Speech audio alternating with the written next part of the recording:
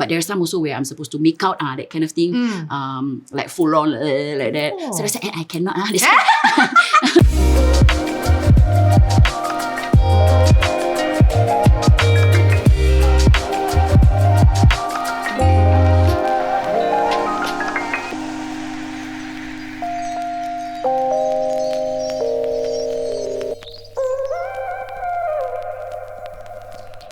Hello, and welcome to the very first episode of This Is Season 2 with me, Izian Melina. Now you asked for it, so we give it lah. Yeah, and thank you so much for all the positive feedback that we received, all the DMs, the comments. We read every single one of them and we really appreciate you taking the time. So thank you so much. We are so excited for another round and another season of This Is. We have an amazing lineup of guests, so I'm really just so excited. But before I introduce to you our first guest, I of course want to welcome our official sponsor, Dapiku Sweets. Thank you so much for coming on board. Dapiku Sweets, creating food memories, evoking happiness and warmth. Now, Dapiku Sweets provide sweet treats such as cakes, cookies, brownies, all the good stuff lah. And especially for you, This Is listeners and viewers, we have a very special discount code just for you. So be sure to check out all the information in the description box. And in today's episode, very special first episode, ma. So we need the award-winning, multi-talented theatre gem, Siti K. I'm so honored lah. Don't be honored. You know our producer extraordinaire, fangirling down there. That one You see? Join lah. Mentalnya dia. The whole time, I tell you, from the drive, after I have to pick him up. After I pick him up, he said, I have so many things. I want to talk to Siti K. I have this. Later, we talk part 2. Oh, part 3. Okay. Yeah. Okay, so Siti K! Thank you so much. It feels so weird for me to call you Siti K. So what do people usually address you? Siti K lor. I mean, okay, it all started because last time there were 2 Sitis in the theatre industry. Okay. There's one girl called Siti Zuraida and then there was me, Siti Khalijah. So every time they say Siti, kita, Siti, So somebody just decided to, okay, kau K, kau Z, okay? So it all started from there. So it all started because there were 2 cities in theatre. At that point of time, we were doing a production. So everyone would really address you Siti K? Yeah, they don't call me Siti anymore, even though the other city isn't in the same production as me. Automatic is, even though it's one city, it's still Siti K. Oh, not even like Khalijah? No. Still, some people don't even know that my full name is Khalijah. Yes, it's Siti Khalijah. Siti Khalijah binti Zainal. Oh, wow. Yeah, full name. Full name. Yeah. So Siti K? Yeah. Okay, I call it Siti K. Yeah. But what you want to call me? You just call me. Anything is Yan. It's okay. Don't want lah. I'm so shy lah. Siti K. Siti K, yeah. Okay, so Siti. Actually, the last kan? Siti K get Siti K. How about girl? Sure, babes. Babes, alright. Yes. I'll just go with babe. Yeah, sure. Alright, babe. So the last time that we worked together was on? Rani Yani. It was the last Yeah. But then that one also technically we didn't really work together. Yeah. We also only met like twice during that entire... Yeah, because there were like promo filming Correct. leading to the competition. And then during competition, we also like... like want to kencing all that. Yeah, so it was... Yeah, that was like really neither Yeah. here nor there. Yeah. So that was the last time. But before that... There was one variety program that we did together. Yes! It was a post-COVID thing, right? I think. Correct. It was so weird. You were my mother. Yes. It was a... What was it for? It wasn't like a Sheng Siong Live. It was like some comedy show. And then there was like magic. And then Sami Yusof was your My father. my husband. Yes. And Junaidi Sali was your brother, kan? Oh my goodness, yeah. Yes. Yeah. And then, I think that was the proper one time that we worked together, And then we did one TikTok.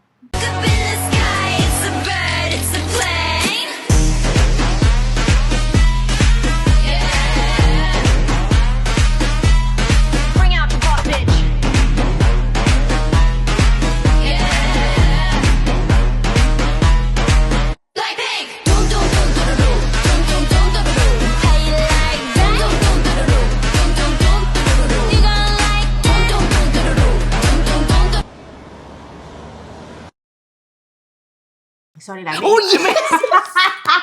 Yes. I made you guys do the TikTok That lah. was very fun. You Yeah, made that us was do it fun. leh. I know. Yeah. Thank you so much for agreeing to all my nonsense. No, I'm lah. glad you think that I was cool enough for TikTok content. Yeah, Thank you. oh, yeah, that was the first actually that we worked together. Yeah, and only time Yeah, but it was also very short, right? Yeah. So at least I can say I worked with Siti K before. Yeah.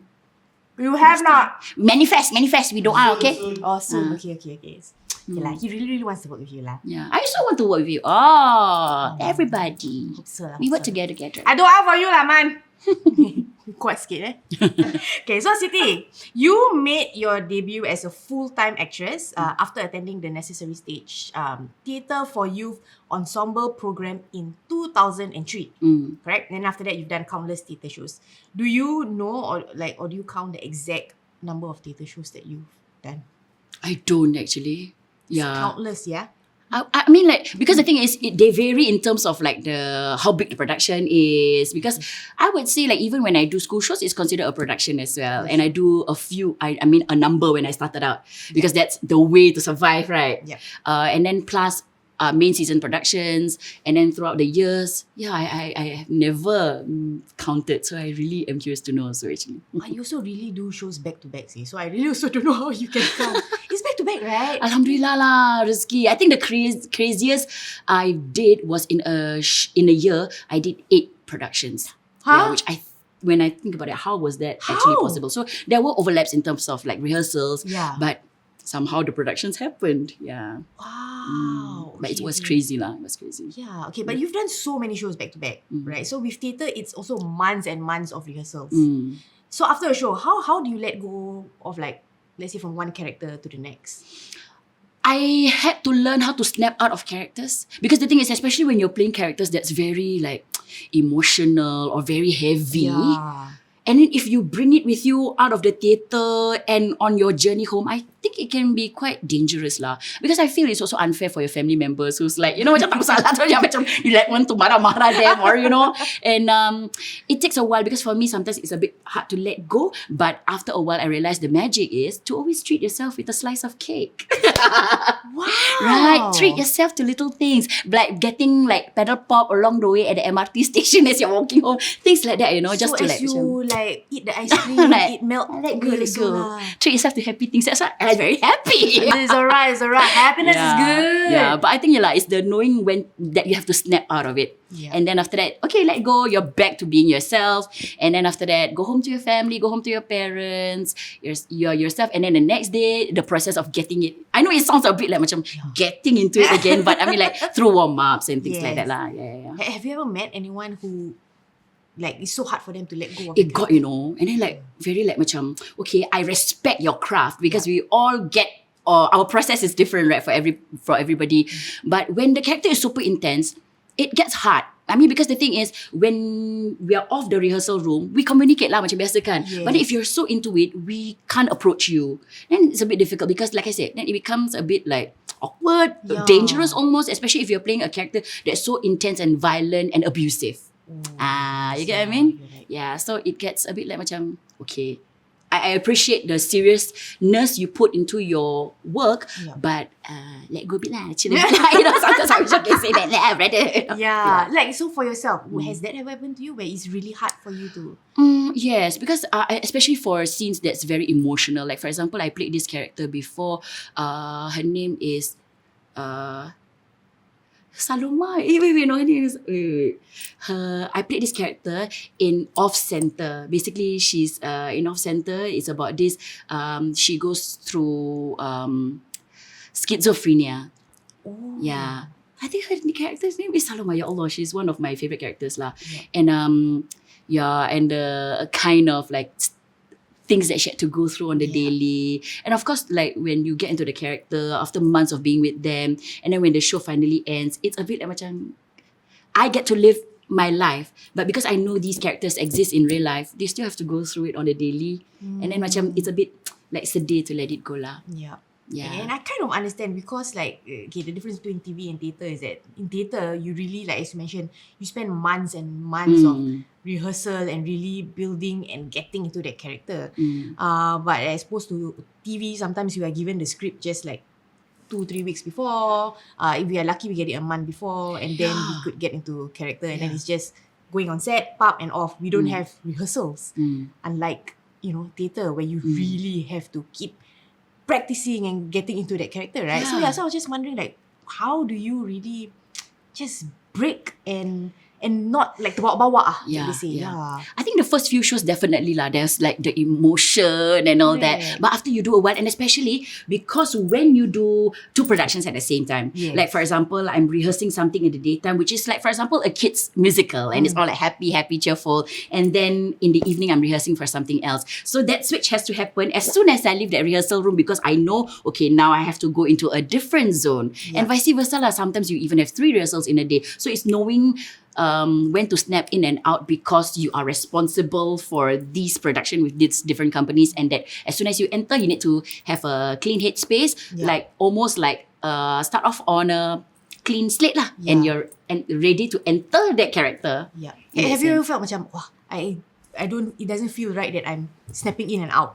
A bit. And especially to think about like you are your own person, and as Siti, I also sometimes have my own personal problems, or like I may not be feeling good that day. So all those things you have to put aside, which I think sometimes it's a sucky thing about our line of work lah. Understand? Yeah. I know what you mean. Yeah. What would you say is the toughest skill to master or learn for a role? I think sometimes it's being the character that's the most distant from you, and having to portray it in its sincerest form. Yeah, so I think and then the pressure of having to present the truthfulness, that the character that you portray doesn't appear caricature or like a stereotypical representation of that said character lah. Like for example, there was one role that I played 2 years ago where I played a trans man. Wow. Yeah, so that was when I cut my hair like really short, really that's really the short. reason you cut your hair? Yeah, for the theatre production. And for me, it's like, I'm Siti K, wear dresses, and then I makeup. And I'm like, whoa, okay. So then after that, it's like, okay. And that's why I say I appreciate the process for theatre, because we are given time to get into it. Months, sometimes even a year. To get into it, because we work in phases. So sometimes the first workshop is to like macam 2 weeks of like intense improvisations, and then like you just whack, what you think the character might say. But of course, sometimes the facts or like the what the characters go through is not proper, because you don't live that life. And then of course then there'll be like people you get to interview, people who are actual trans men who go through the struggles that you get to meet and talk, and then you understand, and you jot it down, and then you take it, and then you eat, and then you like let it sit and settle, and then you take a break, and then a few months later you meet again, and you develop the character and the script further. And then by the time it gets to the end, not say you are very certain, but you have confidence, and you know that you have these months of research and like work that has been done to ground your character further. So I think that's why I really enjoy the process. It's very tough. It is. Because just you like explaining the process to me, I'm like, wow. Because it does get very mentally and physically draining. Because sometimes you're just given a topic, okay, you are in a clinic and you are meeting the doctor for the first time, explaining why you need to do this surgery to remove your lady parts. Start. And then that's the only brief that you get, and then you are there with another co-actor who's like playing the doctor, for example. And then you just start improvising. And with no actual scientific facts that you have, maybe you have a little because you like Google quickly, and then you just go. So it's like sometimes you don't know what to say, but you just keep going. But you never know, Izian, because sometimes the things that you thought were bad through improvisation sometimes ended up being in the script. Wow. So that's why for me it's like, because at the end of the day, it's about human emotional connection, right? Correct. The scientific facts come later. That can be done through research and like proper Googling, and like through like meeting the actual people who give you the solid facts. Yeah, because that's what we want, like the real human connection as well, right? Yeah. Wow, I really hope everyone can see it. Just how much work, like you guys put into just in putting up a show. Yeah, because I mean, it is so hard for people who are not in the scene to understand the amount of work that you do to prep for a role. Like people just think, okay, you get the script, here you go, rehearse, on stage. But okay, I have to say this: you have a certain aura when you come on stage. Really? It's just, I mean, me and Noman really like 100% we agree on this. There is just an aura about you. You just light up the stage.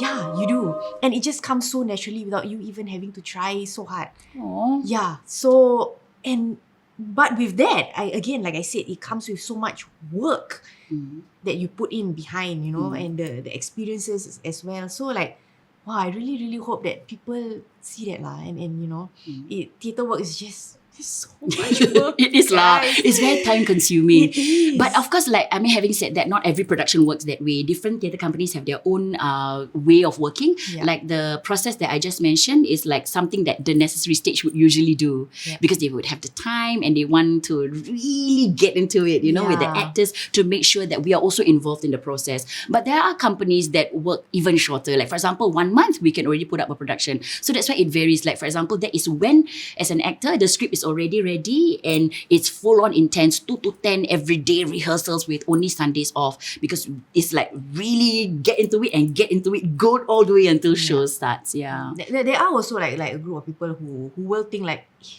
relax just show only what. Why actor? Relax lah, no need to so, after that people watch, okay lah, they say move on lah. So like, I don't know, what do you have to say about that? For me, at the end of the day, it's about my own satisfaction. Because I feel for me, the feeling of being on stage, the freedom that I feel on stage is really quite magical. Which, I mean, I'm not dissing TV, but it's something that I don't think I'll be able to get. Yeah, which is, I'm also curious to ask from you later actually about like the how you guys do it. Because just now earlier you asked me about like, when on TV, sometimes you guys don't have rehearsals, you have a lot of lines and then you film and you're done. Yeah. And it's something that I cannot grasp as someone who was used to like, hey, we have rehearsal, hey, everybody makan, okay, let's go on it. And then, but for TV, if you're lucky, you get the script read. Yeah. If not, you like, okay, run line, chop, go, I'm like, like, I feel very correct. macam tak prepared lah sometimes. So I think like similarly as well, like we just have to learn how to snap in and out of it lah. Yeah. Like, and so more, I think for us, we don't have rehearsals, we don't have the luxury of having, as many rehearsals. And just really learning how to... Yeah. So that's the thing for me. It's not an easy skill because the thing is, you have to be good already because then, which is why you're being selected, right? Because for the role. Because the thing is, you already come in, the director trusts that you know your lines, you come in because there's no time, you cannot be, like, macam, I don't know my lines because it's like you go, and then for me, I always get stressed when I do TV because it's like, okay, I do one shot. Okay, just now my hand was like. Then we do the next shot. I'm like, just now my hand. I get very stressed about all those things, Conti. Like Conti, right? Yeah, I'm like, then because for me is in theatre we just do one time and then finish and then you do it well, you cry.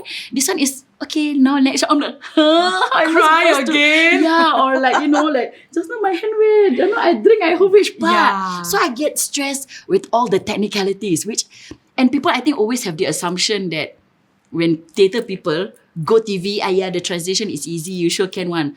But I don't think so. I feel it's a different kind of like acting skill that's required altogether. Yeah, that's quite true actually. I mean like what you mentioned, I think it is a bit more technical on the TV side, but just as much you as an actor, you should be able to be ready and perform. Yeah, and just really go on off lah. I mean, I have to say, it's still something that I'm learning. I don't have the skill to cry, don't cry. I don't. And and like you said, like in terms of like character preparation, it's something that I have to sit down with the director or the writer and like, how do you see this character? Is it okay if I play it like this? Or that? And then I form and develop my own character. But of course, again, for different actors, it's different ways of doing it lah. But like you said, it is really the Conti. And then if we are lucky, on set we have someone called like the Conti person lah, who will jaga the Conti. Like, Izian, your hand just now on your right ear. Okay. So if we are lucky. But sometimes like smaller productions, we don't have that. So it's really on you lah. Because like, people may not notice, but if you watch back and then you realize that, Yeah. you're like, alamak, obvious that one I didn't. Yeah, I cringe, when I watch myself on TV. So I'm like, I cannot. I generally don't ever watch myself on TV lah. But if I really have to, like, unless it's really just to learn from my mistakes lah. But like you say, I think it's a whole different. How do I say? It's a whole different energy on stage. It's really the adrenaline is so different on stage, and I love that for stage. And I've never done like big scale productions. Yeah, like but you have, right? I have, but they're all like fun corporate theatre shows. So like it's still theatre in the sense that the way we perform has to Definitely. be theatrical. Yeah. But not as serious lah.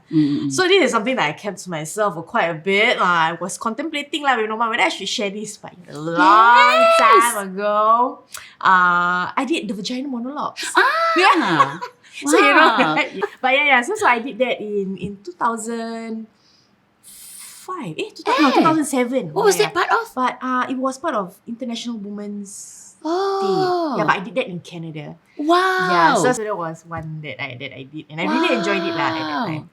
Yeah, so I took a year break after I left nursing to really explore. I think that's when I did theatre quite a bit. Yeah, and I realized, wow, this theatre needs stamina, man. But you have, because I have seen your energy on TV and I'm like, this girl can do. Yeah, but I need my downtime, you see. So like for theatre, it's a go 3 months or 2 months. So sometimes I feel like, wow, I don't know, man, if I did apply for, what's that? I think like SRT, they had like applications, right? I did try, and then when I get the email, please come down for that. I'm like, Is it was audition? Yeah, audition. Yeah, audition. I'm scared. Yeah, I'm not ready to auditions. commit. Yeah. It's a 1 year theatre training program, right? Yes, correct. Yeah. So alamak, if SRT watching this, that was many years ago, guys. Yeah, I mean, just try lah. Maybe she no need to Yang and Go give her main season Just straight go away lah. lah. Oh, wow. Yeah, she can one. I can. Yeah, but it's for me. I think it's that because you yourself have experience being on stage. So for me, it's that what is the freedom, and I think the element of life, theatre. Because with TV, I don't know if am I doing this right? Is my timing right? And things like that. Of course, you trust the director, and you with the different takes, then you know like okay, maybe this can be better that way. But with theatre, it's a one time you go whether you hit it or you don't, and then you hear the reaction from the audience. Correct. So you feed off the energy, Yeah, right? so for me, it's like, okay. And then it's also the danger of knowing when to write the laughter such that, okay, they've laughed, they're about to, and then you come in. And not to wait for it to finish and then you come in. And then, it's all finding that sweet spot and the moments to come in or when to come out. Because sometimes if the laughter is too loud and then you come in, then you wasted another potential joke, for example. So it's like, I love all these things because and every show is different, right? So that's why I feel that you cannot be complacent. You cannot go on autopilot. Every show is a new adventure. Correct. Yeah. So like earlier you mentioned that you played the role of a trans man, right? Is there anything that you will not do? Or like, do you ever set like limitations? Actually, no, Yeah, I mean, of course, and for me, these are the challenges that I would take. These are the things that I want to do because I know these are the things that I won't be able to do, for example, on mainstream TV or and I think part of the freedom is because I feel that in theatre we get to say more and discuss more things which are deemed controversial and you will never be able to see on TV. So I feel the satisfaction is lagi syok, Yeah, so for me, I don't think I've ever said no to any character that's being offered to me because of like, for example, I don't think I should. Even if there are, it's like with a bit of like a limitation. Like for example, there was one time I was offered the role that required me to be in like lingerie. That kind. So I'm like, okay, wait. Lingerie, is it bra, panties only? Or like can we go? Like can we camisole and panties or camisole and shorts? So it's things like that. So it's not like so hard and fast rule where, you must wear this. If like that, then I feel then it also shows that there's no room for negotiation and discussion for like rehearsals or like the process. So that's why for me, it's like I usually work with people who I know I can work with and have like understanding lah. So for that role, in the end, I took it on because they allow me to wear like a lingerie in a form of like a bodysuit, for example. So it still has like, it shows the curves and the figure and it's still quite open in that sense. But slightly more covered lah. So we come to like a agreement where both parties are comfortable. But there are some also where I'm supposed to make out that kind of thing, like full on like that. So I said, I cannot. Macam full on makeup like, itu suka makeup lain tu. So that one, even though like I no partner at that point of time, I'm like, so I cannot. Even I know like Malay people, if watch also like I say I cannot. Because and then for me it's like, okay, can we work in a different way such that it looks as though we are fully making out, but we cheat lah. So that's what we did. Yeah, that's right. Yeah. Okay. So that one was like, I played the role of a teacher who was having an affair with a student's parent. That kind of thing. Then he just came barge into the room and like, hello, Miss Hannah. And then he grabbed her hand. Very fun. But the actor was like, I'm okay, I'm ready to go. I'm like, but I'm not. Then he like, it's not you, it's me, see. So like that, one of those. He's ready to make out with you, man. No, he's professional. I'm not. No lah, but I think this is like the kind of thing that we have to be ready and set limitations for ourselves lah. I had one offer to audition for a Netflix movie once. Wow. And I'm like, wow, I'm fully on board lah. So the reason why they approached me was because of my background in Banting. Yeah, so to them like, wow, this girl can wrestle, can fight lah. In this movie like fighting one lah. So I thought like, come on, why not lah? So I got the script. Yeah. I'm like, okay, so Izan, just audition, send us, when you come for audition, they send us a clip of this.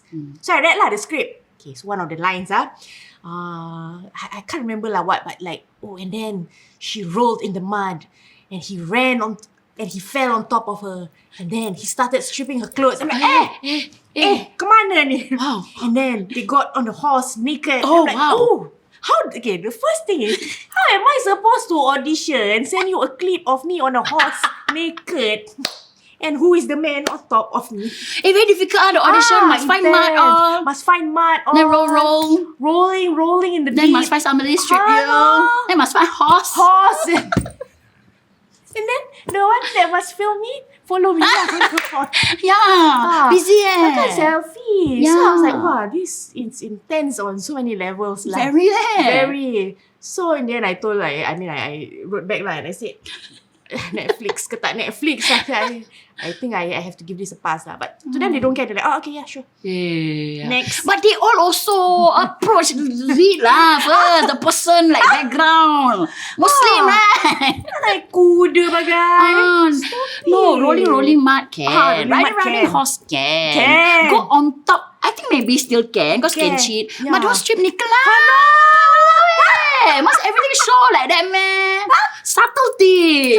Subtle. So initially I said, can we I did try and I said, can we try and cheat some scenes and this? Say no, it's either you do it or you don't. Oh. Yeah, so she was very straightforward with me lah. Yeah. And I said okay lah, I have to turn it down. Yeah. It's like, okay, no loss. Yeah. Bye. Yeah. Yeah. The Rezeki will be elsewhere. Yeah, so that was a couple of years ago lah.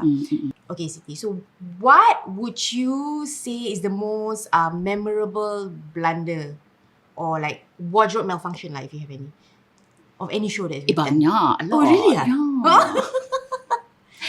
Okay, one funny and fun moment was when I played the role of a fish, kids show musical. So we were doing black light theatre, meaning all of the actors were dressed in black from head to toe.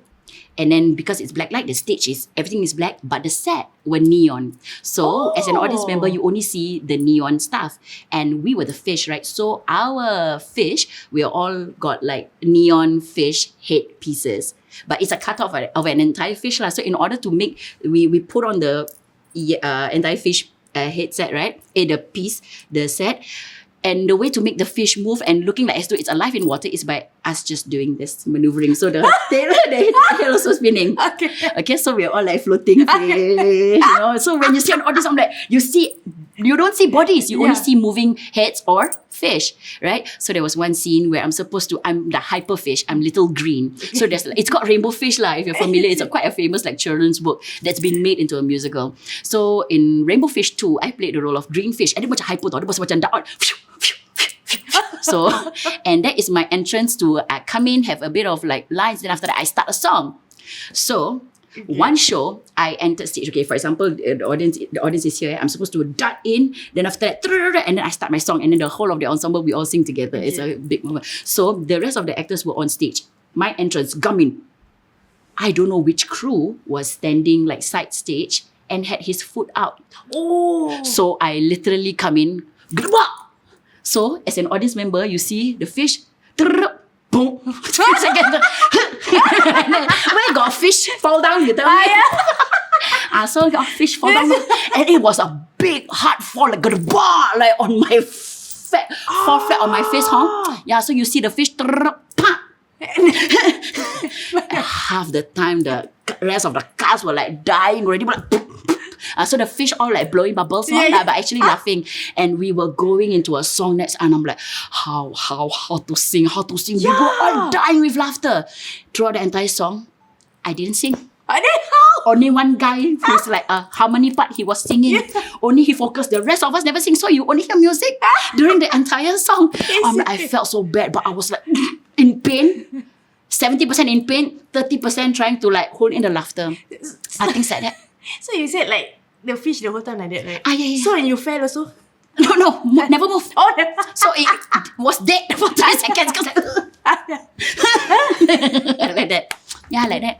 And then got one time I did a show, Momotaro, where I played this like Sailor Moon character, kawaii ne, because I only had like a 15 seconds quick change from being a like warrior to go into kawaii Sailor Moon, and then again go into song. My skirt totally came off in front of audience, full audience with kids, and I was only in my white safety shorts. I'm like, prior to that, my co-actors were trying to like, so I'm like, okay, I thought I got it, and then pow, boom, and the audience were like, and then I just like carry on, and that happened during a song. It was a fast number, so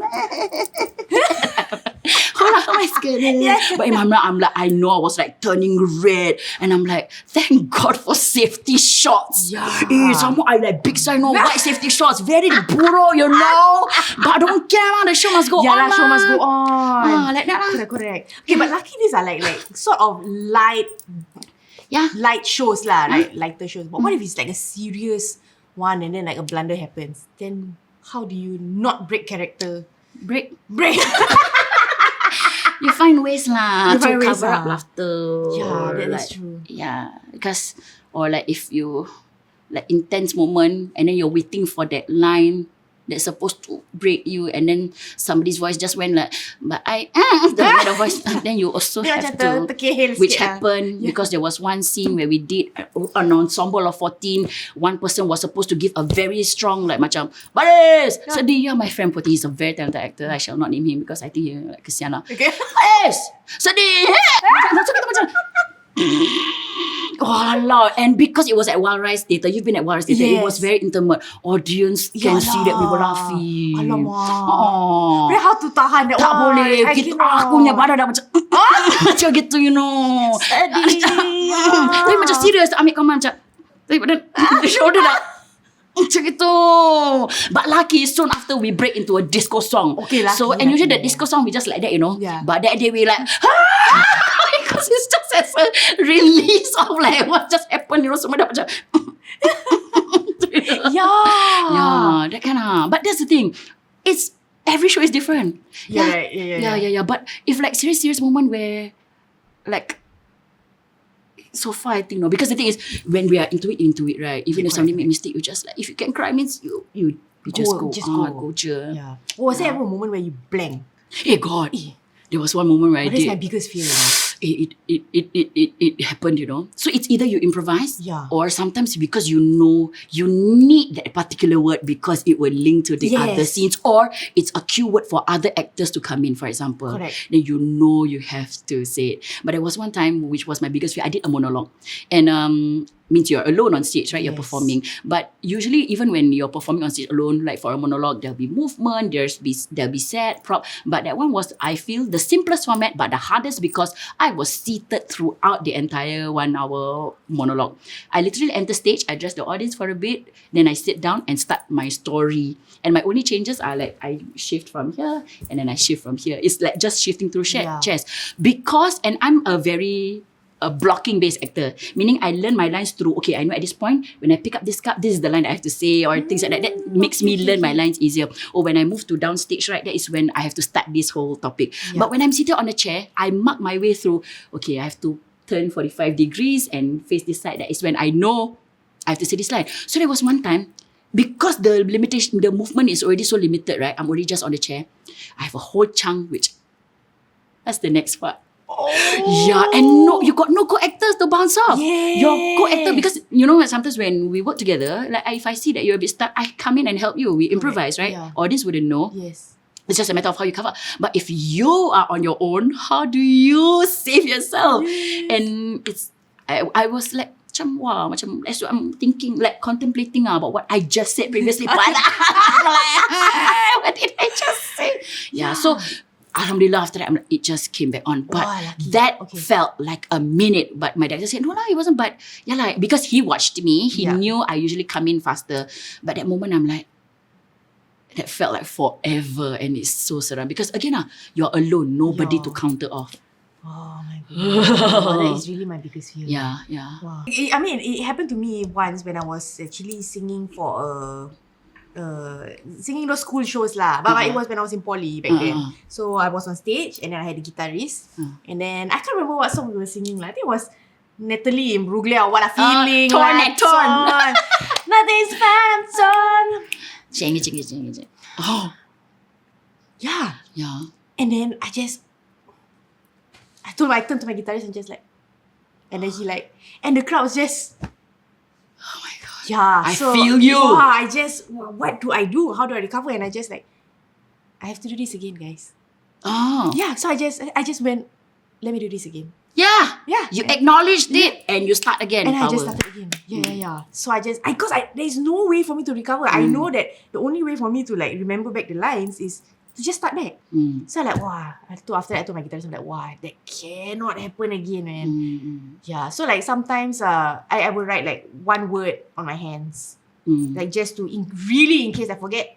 Like, that's the word, I got it. Yeah, which I know is really not cool lah. But no, but I agree. No, I think singing and memorizing song lyrics are more stressful, because the thing is, when we sing, we tend to sing songs that people know of, and if you screw up, people know because they are also familiar with the tune and the lyrics, right? But with script, people don't know, so you can cheat in that sense. But I do agree. I think singing and memorizing song lyrics are more stressful because you know that people know that if you screw up. Yeah, so lucky in that sense, I had quite an understanding audience lah. Okay, so speaking of audience, right? What is your biggest pet peeve when it comes to the audience? When they don't switch off their bloody handphone. I knew it! Yeah. Have right. God. And then, okay, never switch off handphone, never mind. Walao eh. And then still never switch off handphone can... hello? In the theatre now, I'm like, hey, babi. Yeah. Which actually happened, you know. Really? Yeah, one of... he's very senior and he owns Wild Rice. For one show that we did, and because it's quite an intimate... Oh, he owns Wild Rice. Okay lah, close one eye lah. Close one eye. Close both eyes also can lah. Have to close lah. He literally, towards the end of a scene, in character, grabbed an audience member's handphone. Wow. Yeah. Because she was filming throughout, and she was seated right in front. It's so obvious. And the thing is, you shouldn't record ma. Yeah, that's right. Let alone take off your phone. Yeah, things like that. So he snatched her phone in character, ended the scene, and then we found out the girl cried. Yeah, and he actually said, but he met a girl and explained to her, gave her a hug, of course returned back her phone and explained that, you shouldn't be doing that. I think that Asha has been like telling you that you shouldn't be on your phone because you're here to experience a performance. And when you are on your phone, you think you're quiet, but the actors are aware everyone can see the light emitting. Even in the cinema, it's annoying, right? When people use their phones. So it's the same thing. Yeah, so for me, that's one thing. And latecomers, okay, I can understand because sometimes but yeah, if in terms of audience is don't play your phone don't switch off your phone Correct. yeah, things like that. Okay. I also was just about to mention about the light thing. So because the audience is dark, right? Correct. So when it illuminates their face and you notice. Yeah, it's distracting for audience and actors. I mean, of course, we should be focused on stage, but still like, hello. Yeah, correct. Yeah. Okay, so I also understand that actually your parents were not 100% certain When you told them that you actually wanted to pursue acting. So you told them to give you like 1 year to try out theatre, and then eventually, one day you saw your mom and your late dad collecting newspaper articles. Yeah, and they actually put it in a folder. Yeah. So what was that moment like to for you to realize that you are finally receiving their blessings? Yeah. And it's like growing up in the typical Asian household. We don't, I love you, mommy. I mean, I think I'm seeing a shift in the current generation now with parents and their children, and I'm very happy to see that. But we are of that generation where it's that we show our I love yous in different ways. And for me, that was full acceptance from them lah. Because for me, and also because for me, okay, you give me the 1 year, I will take full responsibility in that 1 year that the trust that you've given me. And I make sure within that 1 year, no matter how little or how much I get, I will make sure I contribute to the household and to you consistently, non-stop. And I think then they saw the dedication. So of course, it's hard for them to understand exactly what I do, because when the first few years of me doing, I wasn't just focused on acting, and also because I was new to the acting industry, people also don't know me. So I was literally doing everything. I was a stage crew, I was a dresser, I was an usher. I was doing everything. Yeah, because for me, it's just something about theatre that attracts me to it, but I don't know whether if acting was the main thing. Sekali I wanted to be a stage manager or what. So I did all those things. I was a crew, everything. And then, so it's like earning money from wherever you could lah. And then I think after like the third year, then I realised my rezeki was more in acting. I was getting more opportunities there, and my minat was also more there. So I'm like, okay lah. Yeah, so after that, then they also saw how serious I was. Of course, like the late nights they be saying and things like that. But yeah, like that was really for me a moment of acceptance and no more questioning about like what I do anymore or when I'm gonna stop it. So yeah, that was really like something lah. And then my late dad, up to the point where he was alive in 2021, still like macam, today your face was in the papers, now I got it for you already. And I'm not even aware sometimes. And it could just be like a promo for like a small little square of my face. Yeah. Oh, that's so sweet. Yeah. Okay. Okay, so speaking about your parents, you unfortunately lost your beloved father a few years ago. Yeah. So would you say that that's the lowest point of your life?